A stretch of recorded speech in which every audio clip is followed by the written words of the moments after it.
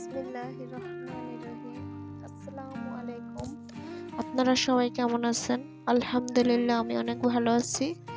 তো আমি আজকে নতুন একটা ভিন্ন ধরনের ভিডিও নিয়ে চলে আসলাম। তো আজকে আমরা তৈরি করব গরুর গোশত দিয়ে সিমের বিচি। তো গরুর গোশতটা আমি ভিজিয়ে রেখেছিলাম। তো এটা কুটছিলাম, কোটার পরে এই যে অবস্থা। তো এখন আমি নুন দিতেছি, তারপরে কাশ্মীরি লঙ্কার গুঁড়ো দিচ্ছি।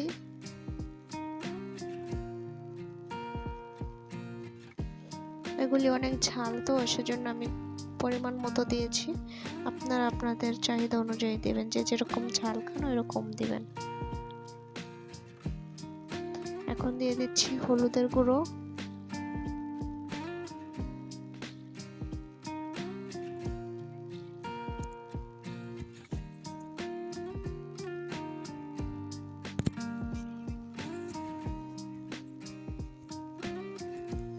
এখন দিয়েছি রাঁধুনি গরুর গোশতের মশলাটা। এখন দিয়ে দিচ্ছি চাট মশলা।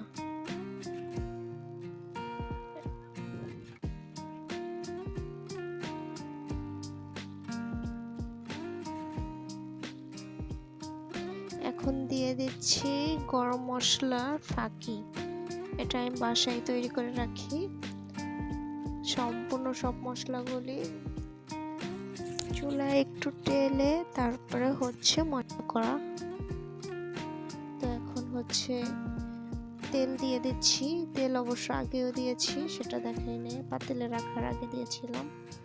তো এখন আর একটু দিয়ে দিচ্ছি।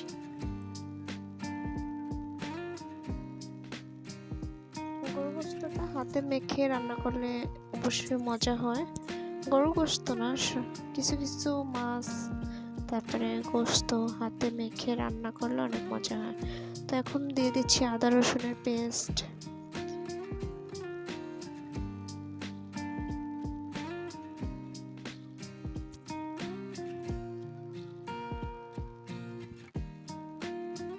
এখন দিয়ে দিব পেঁয়াজ কুচি আর টমেটো কাটা। এখন সবগুলো উপকরণ একসাথে মেখে তারপরে আমি চুলাতে বসিয়ে দিব।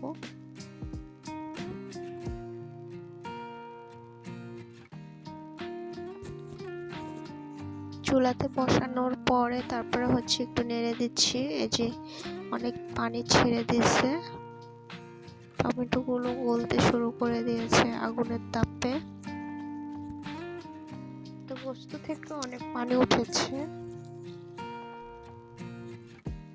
আমি নাড়তেছি।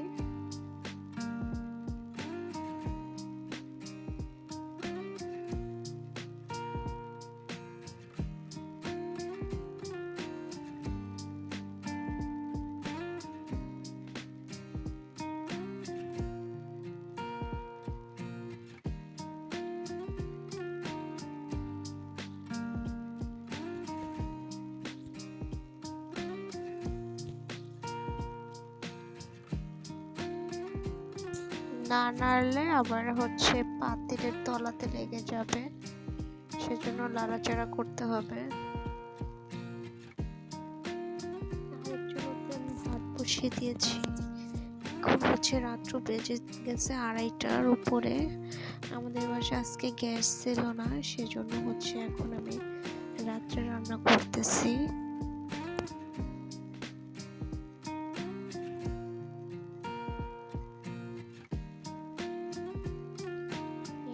আমাদের সিমের বিচি আমি এগুলি চুলে ধুয়ে রাখছি।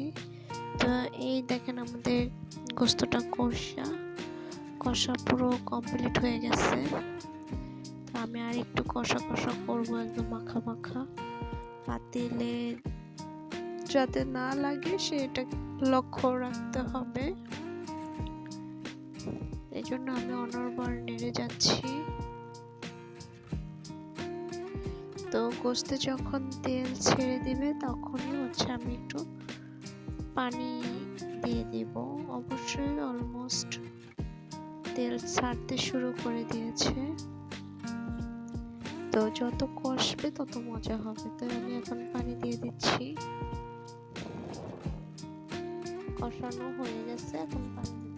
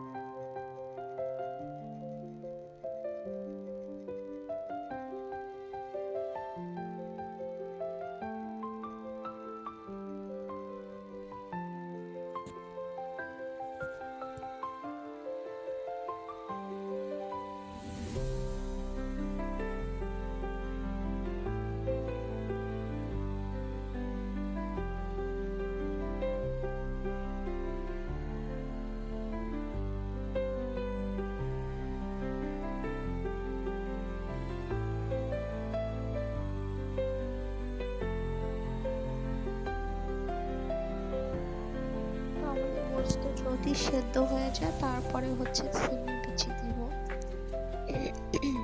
আগে দিলে হচ্ছে সিমের বিচিগুলি গলে যাবে, ওইগুলি আর খুঁজে পাওয়া যাবে না। সেজন্য হচ্ছে আমি নামানোর কিছুক্ষণ আগে দিব সিমের বিচিগুলি। সিমের বিচির স্বাদটাও ঠিক থাকবে আর হচ্ছে গলবে না।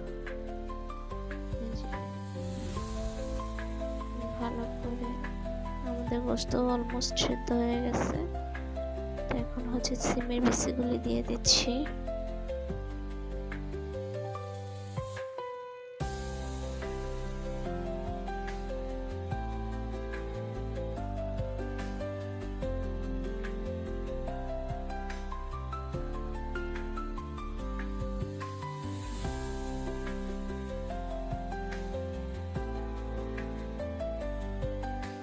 তো আমাদের গোশতের কালার দেখে বোঝা যাচ্ছে যে এখন হচ্ছে গোশতগুলি হয়ে গেছে।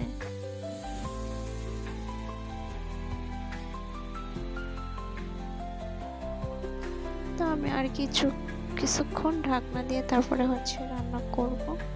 তাতেই হচ্ছে আমাদের গোশত আর সিমের বিচি একদম হয়ে যাবে। এমনিতে গোশত হয়ে গেছে।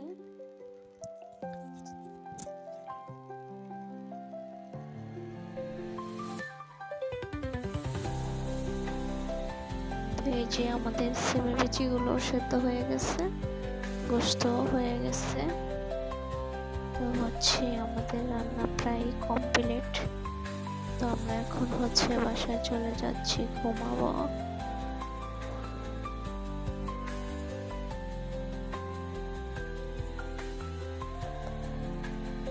তো এই হচ্ছে আমাদের গরু গোশত রান্না।